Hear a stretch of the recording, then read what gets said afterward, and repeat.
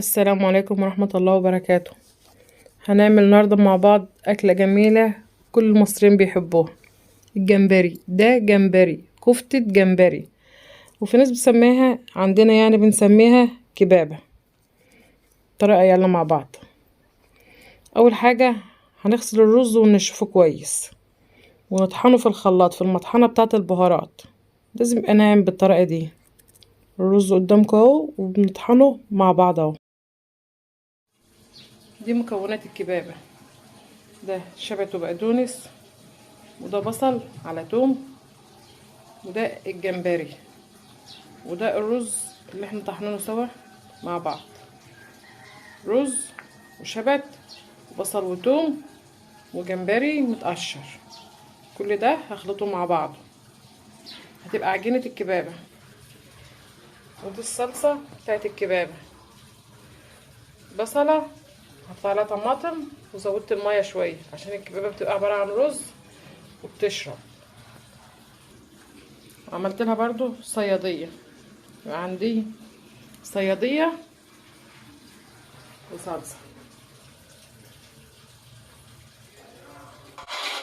ودلوقتي بنخلط كل المكونات اللي انا وريتها لكم مع بعضها.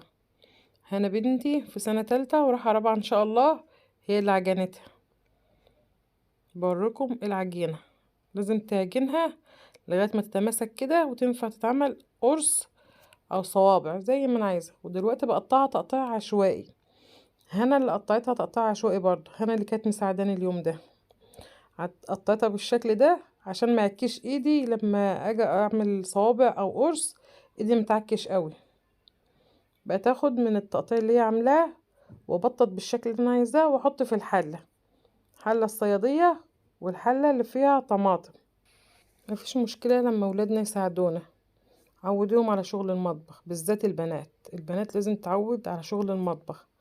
الولد مش مهم يعني، والولد ممكن تعلميه يلم الاكل ويحطه في المطبخ بعد ما ياكل، انما البنات هنا مساعداني ازاي واقفه معايا.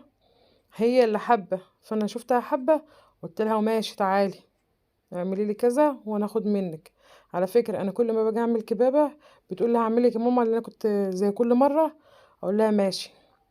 يا ترى افتكرتوا تحطوا اللايك والاشتراك؟ اللي ولادها بيساعدوها في المطبخ تقول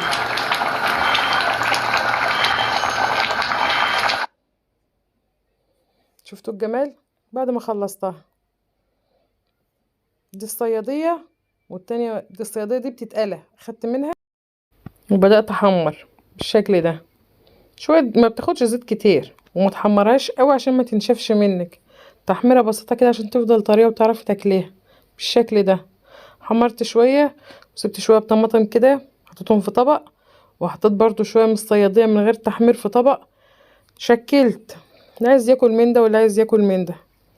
كانت جميله زي ما انتوا شايفين كده. حضري لها من بالليل وطحن الرز من بالليل زي ما انا عملت، بتبقى سهله.